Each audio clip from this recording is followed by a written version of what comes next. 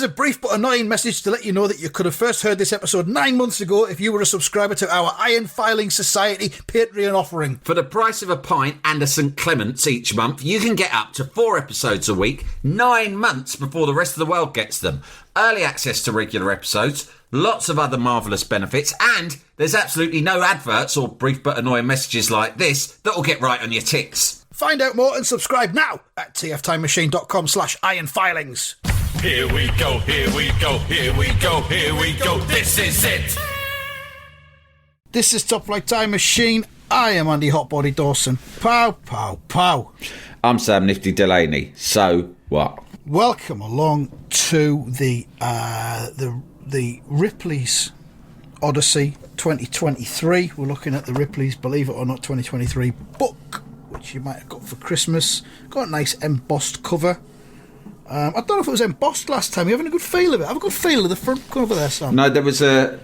Yeah, no. Because But remember, last year it was bigger expense because it had an optical illusion built into it. That's what I was going to ask. It had the optical illusion, but did it also have the embossment? I don't know. I mean, it's one or the other. It's like a lot of expense. If it was me, if I became in charge of Ripley's Believe It or Not, which I would like to, Delaney's Believe It or Not, hostile takeover, I'd change it to Delaney's Believe It or Don't. Do you know what I mean? You could start that anyway. That doesn't seem like Believe it or don't. No odds to me. You've bought the book now.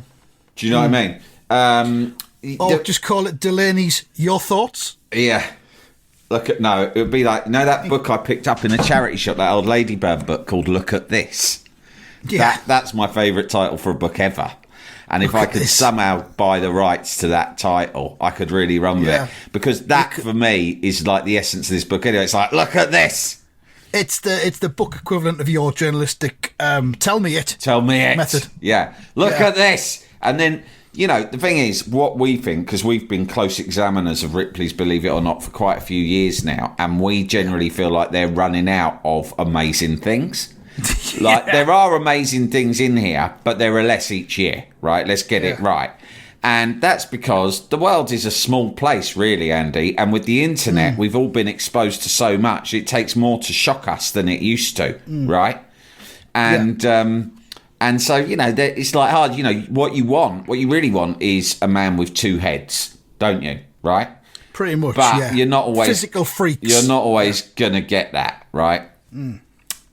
For me, if I was to do Delaney's Look at This, I would just do things that I wouldn't try to say, I bet you've never seen this before. I would just think of what are the amazing things that you can see, and I'd just fill a book with them. Like, for instance, and this is not politically correct, and I don't expect, at the end of the day, I would just do, on one page, I would have a massive pair of knockers, not naked, maybe in a bra or a tight top, because that's more like, people find that compelling, and I'm sorry if that won't please the woke brigade, that's right? Not very PC, is it? Like your Meghan Markles of this world would say, hey, no, stop talking about knockers. Well, listen, people like looking at big knockers, and that is a historical and scientific fact. It is. It's true.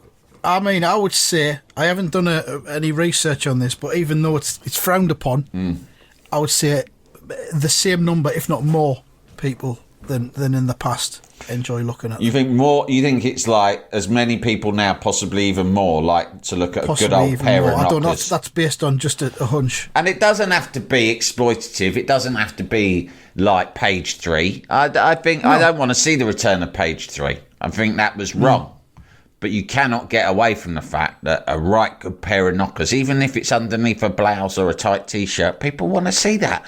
And I would say to my team, who I'd have working on Delaney's Look at This, I'd have a team of researchers. I'd say, don't worry, it doesn't have to be unique. We're not reinventing the wheel here. Think of things that people like to see. Think of a dog on a skateboard, right? Think of a chimpanzee wearing a fez and a little bow tie. Okay? These are the things that think simply of a rainbow. Think of a Kit Kat that's solid chocolate all the way through 4 fingers. These the things, dream. it's not like no one's going to go, whoa, you've changed my perspective on life forever. That's not what I'm promising. I'm saying, Think of have a look at these fucking good things. think of a motorbike on fire in the middle of a football pitch. Yeah, exactly. Exactly that, Not right? not in a stadium, a municipal football pitch. Yeah. Council. Yeah, council football pitch. Yeah, these are the sort of things that people want to see. Treats for the eye, just an aesthetic. Here's one. pleasantries. Think of a schoolboy bestriding 2 trees that have fallen over a stream, right? And he stood in star position right up at the top doing a shit into the stream below. Oh, yeah. Right? Sam Delaney's Look at This. Maybe you'd need to get some legal guidance on that last one. Oh, yeah, we'd get it all legal. I'm not sure having a shitting child in a book is going to What's the legal position on shitting childs? Yeah, find out for me, because I've got a cracker of an image I want to put in this year's annual.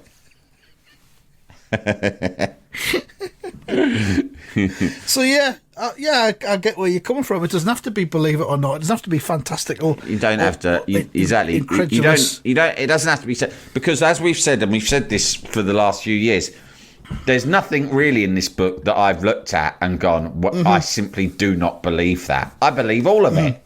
Yeah. What page would you have the knockers on? Well, I wouldn't have it right up front, because it would set the wrong tone. I don't want people thinking, this is just a sort of soft porno mag. This is pathetic, right? I'd be like, no, put the animal and nature stuff up front. Yeah. Right. And Shitting child at the back. I'd just have because I saw a heron eating an eel once, and I saw it in real life. I saw that, and another thing was, last year on my birthday, I saw a lion's cock at the zoo in Isle of Wight while he was doing a piss. Did you get a photo of it?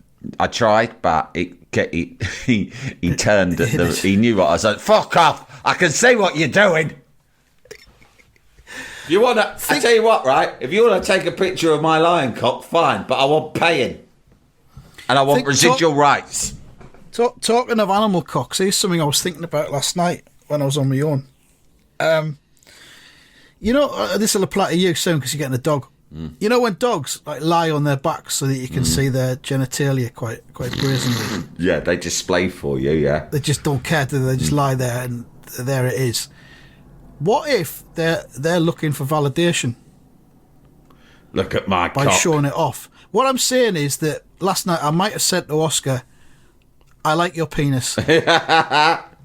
When he was lying like that. Yeah. And how did he react? Just in case that was what he was wanting me to say. Will you like my penis? I've got a penis. Yeah, you do. There it is. It's not very big, but there it is. And I like it. Well done. I don't know. What you reckon? They might do, yeah, because that's natural. That's human instinct. And a dog in particular, more than any animal, is constantly looking for approval from its human master. Exactly. That's what I thought. Yeah. So, you're probably right. You probably did him a lot of good there. Yeah, boosted his esteem. In case he didn't understand it, you should have pointed to it and then given him the thumbs up. In case he didn't understand your human words. I'm not going to do it every time, because that's just going to encourage him to become an exhibitionist. And don't want that, but now and again. Do you have a magic words phrase? Of affirmation. Do you have a magic phrase when you let him out to do his business out the back? Hurry up. Is that right? Because when I was at the dog farm, the puppy farm last weekend, they rolled out one of their previous clients to kind of come in and tell us what a good experience they'd had with dogs in the past. Oh, really? Them. Yeah. That sounds a bit trying too hard. Yeah, she turned up and it was almost like, just popping by. And she went, while you're here, why don't you tell these people how good our dogs are? And she was like, they're cracking. I've got a PowerPoint presentation you could watch. And she went, and we got this one, we got 2 from her, and the last one we've only had her a month, she's already completely house trained. And I said, how? She went, what? I said, how did you do it? And she said, what we do is we open the door and then we go like this to her. Be quick. And then she knows. And she goes out, does her business and comes back in. Oh, well, there you go. It's a variation on hurry up, isn't it? Be quick. Well, he tells me when he wants to go to the toilet. He just comes and looks at me and stares at me But that's what he does. That can mean one of any number of things. I'm meant to interpret by reading his mind. He'll come up, he'll stare at me. It could mean either I would like one of the 3 or 4 treats I get throughout the day, like a rodeo stick or a schmacko, or a chicken strip, or a beef stick. Yeah. Or a little sausage. Yeah. I'll be honest. I think you spoil him, and that's... You reckon? It's strange. He's your, you moan about him, but he's your one weak point because you're not an indulgent person by nature. You think? Well, yeah, you're quite sort of like, you're not. Well, I tell you what, you're not. You're not a decadent person, right? Okay. You're a logistical master. You take things, you apply logic to the things you do. But when it comes to that little dog of yours, you're out there fucking buying every treat on the market. And he wraps you, let me tell you, he wraps you around his little paw. Is that what you think? Yeah. I mean, you could be right. I'm not going to dismiss it. And it's sweet because it's not usually the Dawson way to fall prey to that. And as much as you moan about Dawson, we all know that about Oscar. We all know that Oscar has got a special hold over you because you are going out. Where'd you get the treats from again? B&M. You're at B&M and you are fucking splashing the cash every week on like an inordinate array of treats. And by the way, wow. I'll be the same when Cookie comes, but that's in my nature. I'm an indulgent person, and I am sometimes a bit frivolous. But with you, it's like, so you do give him a lot, but that's nice. Well, I don't know. So he comes and stares at you. He just comes and stares. Does he go like this? No noises, just staring. And the thing is, one of his eyes kind of goes a slightly different direction to the other, so it's quite comical. It's just pointing different directions. He's just, I think it's probably the runt of the litter. I don't know. And does he? And so you have to go. Well, what is it you want? Do you want a piss, a shit, a treat? Yeah. What? Yeah.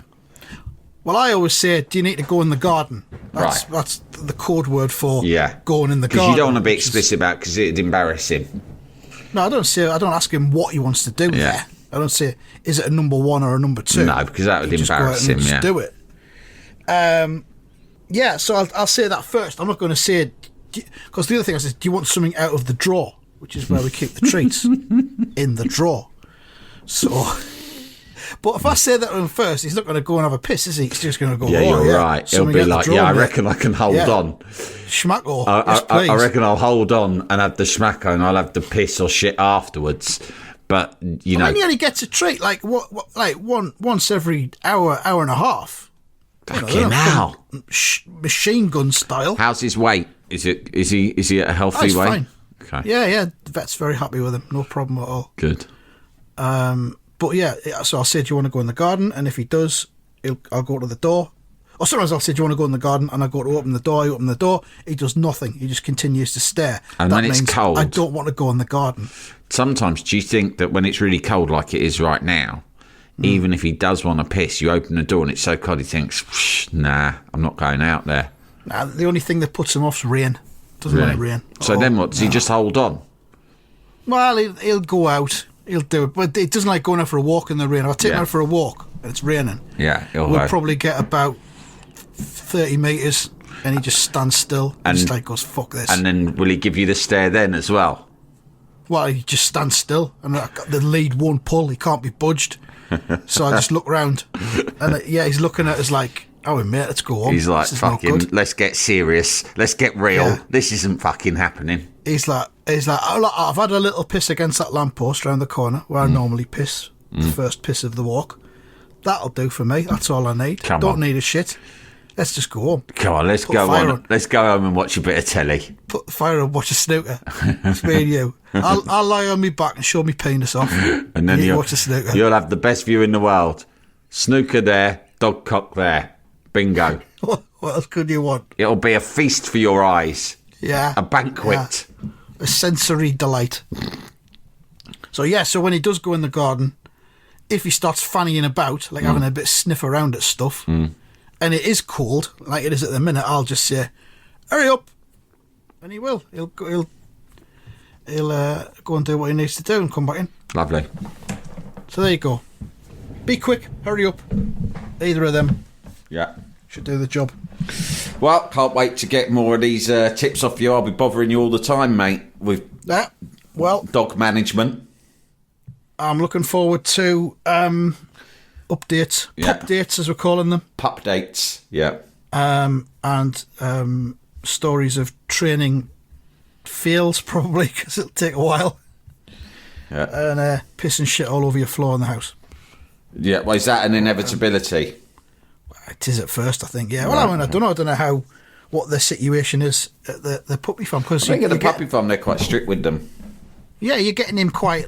He's quite, he'll be straight away. No, he'll be fairly old, yeah. Yeah. So that's quite a good thing. Right. Yeah. Yeah. Yeah, you just got to be firm with them, that's all. Anyway, we're looking at Ripley's for the final time. Yeah. Ripley's, look at this. Now, I think page, can I just say page 28 for the knockers, if you're going to put them in. Yeah, you wouldn't want to put it right up in front. Your book. 28 seems pretty good, yeah. Yeah. Yeah, just like, and again, not like startling, artistic. Could even be black and white. Tight top, big pair of knockers, well, this is the little thing. bit of cleavage, there you go. And then a little bit of copy underneath. Here is a big pair of knockers. There's classic examples of Renaissance art and statues and that what have got knockers on. So yeah, it's all about perception, I think. It is. Jalapeño. Now on page 104, there is on the top of this spread there is something to do with Star Wars, but let's ignore that. It's The Mandalorian. I'm a fan, but not everyone is. You didn't come here to listen to Star Wars chat. No. Down below, there is a better image. The title is Animal House. And there is a woman who is an Arab, as far as I can say. She's what? No, she is. She's an Arab. Don't. No, I'm not. I've just looked at the picture. I'm not. I wasn't censoring you. Oh, whoa. Careful, Sam. Careful. The society we live in it's today... It's 2023 now. You cannot go around willy-nilly saying people are Arabs. You can't say willy-nilly. I'm pretty sure she's an Arab. She's got an Arab headdress on. Good luck to her. But she is surrounded, more importantly than her religion or her headwear, is the company she keeps. She is surrounded by a fucking army of cats. Unbelievable. So many cats around her. She's feeding them. And it's just wonderful to see. Again, it's not a believe it or not type situation. It's just a kind of, wow, look at this woman and all her cats. Let's find out more. Mariam Al-Balushi of Muscat, Oman, shares her home with 492 furry friends, including 480 cats and 12 dogs. As you can imagine, every day is an animal party at her house. But there's nothing to celebrate when it comes to living expenses. For veterinarian care, pet food and cleaning supplies, she spends nearly $8,000 per month.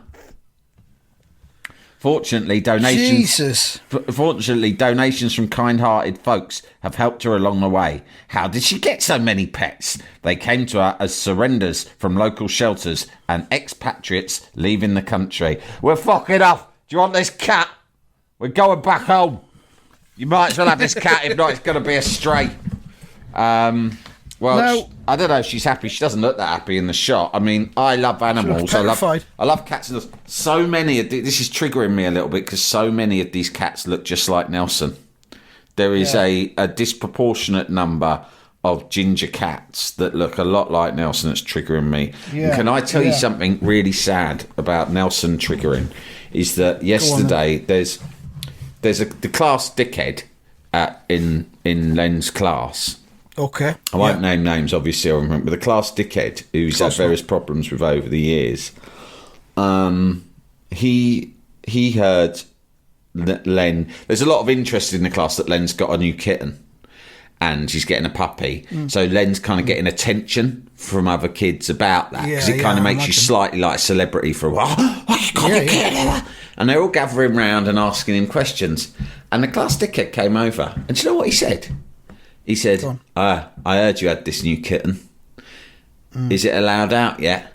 And then went, no, it's not yet because it's not, quite old enough in a few weeks we might let you out. And he just went like this. Yeah. Well, when it is let out, I know where your house is. I'm going to come and run it over. One question. What's he going to run it over with? Does he drive? That was what I fucking thought. But Len got extremely upset. Yeah. Because he said it wasn't so much the threat. He went to me, it wasn't so much the threat, Dad. I mean, I know he's not going to run over Bobby. He can't drive. He can't drive. But he said what it did was, it just made me think of a dead cat. And then I thought about Nelson, and then I got really upset about it. And it was a very upsetting experience. What a little dick. Why? Why? I would have said to him, why are you going to run it over, mate? Why are you going to do that? Yeah. Why? I mean, after you've asked what with, because you can't drive. First of all, what with? And even if you've got an answer, which I doubt, more pertinently is, why would you want to run my cat over? Is he gonna what? What's he got? A bike? You can't run a cat over with a bike. Cats are too quick. Do you... asking someone who is threatening you why they're going to do the thing that they claim they're going to do to you, it can go either way, but I find it fun. So, if you're ever at football, I've been at football and you're at an away game or there's away fans looking at you and they do all this stuff, like you're having a bit of verbals, nothing wrong with a bit of verbals on an away day, it's part of the fun. And someone, usually a child in a snide like Stoney, starts giving it the whole pointing outside and doing the slit across their throat, right? And you're sitting there thinking, mate, there's no way you're going to slit my throat with a dagger. You're not a pirate from the olden days. You'd be mad. You would be mad to slit my throat at this stage of your life. You're not an American serial killer from like the 1970s or something. And you just sort of think you'd be mad to do it. If you got the opportunity and you had the wherewithal to do it, you'd go to prison for the rest of your life. You'd be throwing your life away. And why? Why? You haven't even met me. You don't know me. You're going to slit my throat, throw your life away because I support another team. That's daft. But I don't go into all that because these people, they're off their nut on the drug powders and the beers and all the rest of it.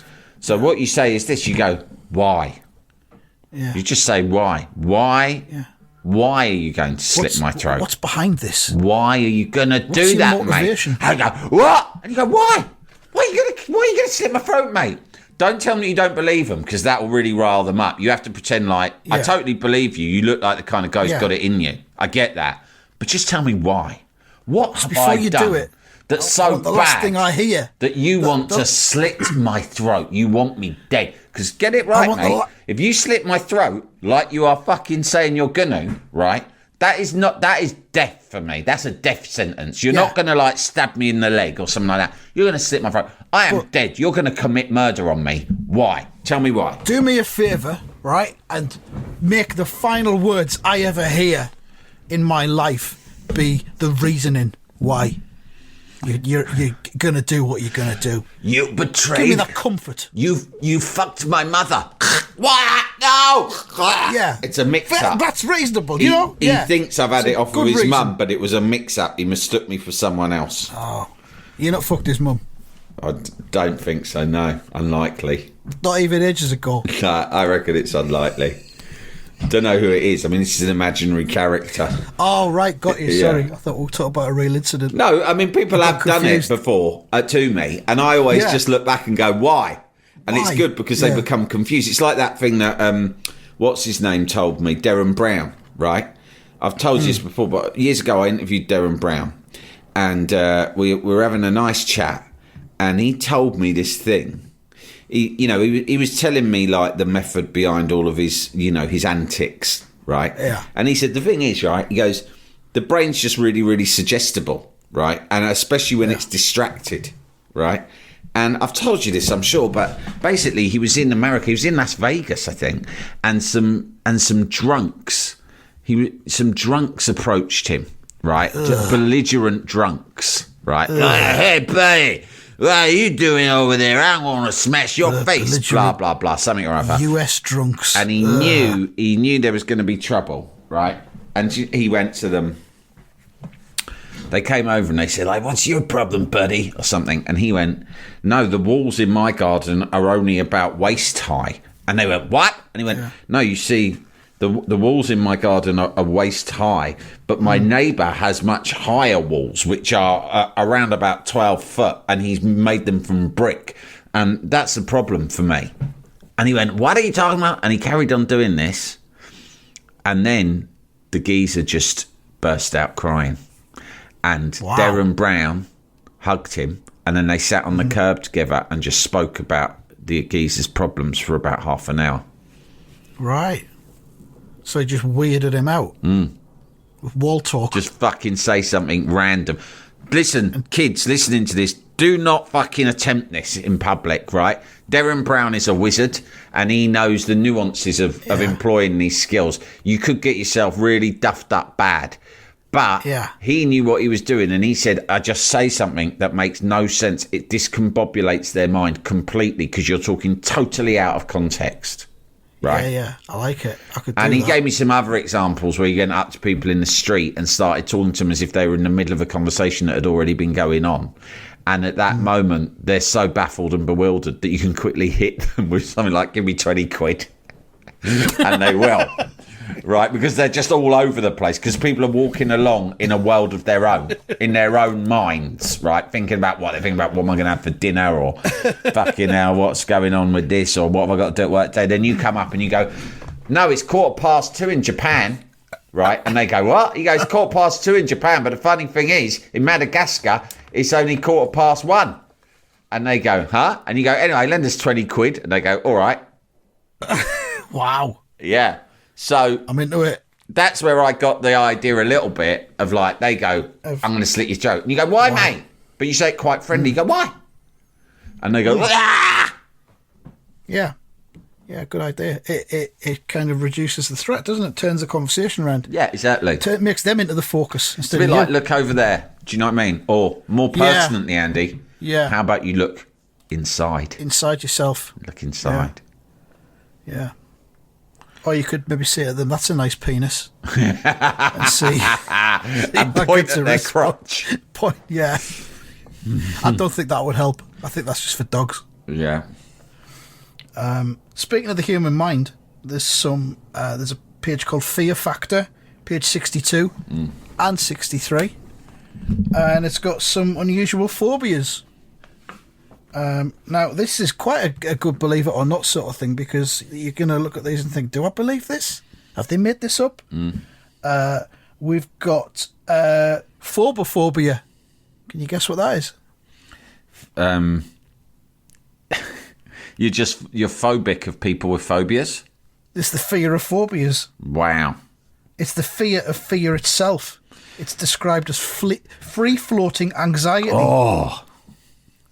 Individuals suffering from this disorder often avoid situations that produce anxiety, and the condition usually coexists with other phobias. No, it's not a bad thing to avoid situations that cause anxiety. Yeah. I mean, I thought we all did that. I thought we all did that. You don't seek them out. I suppose fairground rides, you're going on, you're inviting anxiety upon yourself, aren't you? But you sort of think the excitement outweighs it. Yeah. And sometimes you go on a plane and you feel a bit anxious. But again, the excitement of landing in Mallorca or Torremolinos outweighs the anxiety you feel about maybe crashing. As soon as you get to that door of the airplane and the heat hits you. Oh, and it's all shimmering like on the tarmac. You know, when it opens up. That's like... I like it much better. But sometimes you get off a plane and you're just in that tunnel. And that could be anywhere, right? Yeah. I like it when you go abroad and it just lands and they just go, when you're on this and that airlines. And they just go, get off now. And you get off and you're just on the middle of a runway. And it's so hot that, like, the air's sort of shimmering in front of you. And you just got to traipse across and then get on a shitty old bus. Yeah. That Senor this and that is driving with a fag in his mouth. That, to me, screams holiday. Getting off on a tunnel straight into a pristine terminal. It's not as much fun, is it? Air-conditioned terminal. Nah, no good. Don't want it. I'll say, no, you're all right. I'll wait till everyone else is off and you've moved this tunnel. And then I'll just get down the steps and I'll walk. I'll walk across the tarmac if it's all the same to you, mate. We'll have a couple more before we go. Globophobia. Oh. Now that is... Oh, that reminds me, just before you say what it is, that reminds me we were going to do some Globe play. Oh, that might be on our next live stream. Oh, we'll do a live stream. Yeah, we'll have already done it by this time because this one's going out early New Year, and I think we're going to do it mid-December. Well, I think now that I've revealed that I own a Globe and I'm going to bring it into the Vita Modular, Globes will play a bigger part in our content over the year ahead. Yeah, I think 2023 is going to be our Globe year. Year of the Globe. But globophobia isn't, as you might think, a fear of globes. It's related to a fear of clowns, which is known as coulrophobia. Globophobia is a fear of what clowns are frequently seen carrying. That is balloons. A fear, Sam, of balloons. I can see that. Can you imagine that? Yeah, I can. I don't have it, but you know some fears you're like, I just don't get it. But like, yeah, balloons are... When a balloon pops near you, you do get a jolt, let's be honest. You're like, whoa, fucking hell. Yeah. So there's a lot of jeopardy with balloons, a lot of anxiety. Yeah. And even when they're not popping, they're kind of squeaky. They feel weird. I can absolutely see how someone might get a phobia of balloons. Yeah, well, but choosing to believe that. Plus, as well, I think it's like the fear of clowns can usually come, I think, from if you have a bad experience with a clown at an early age. Yeah. For example, you see one that's a bit scary or one that's maybe pissed. Or one that touches you, Willie.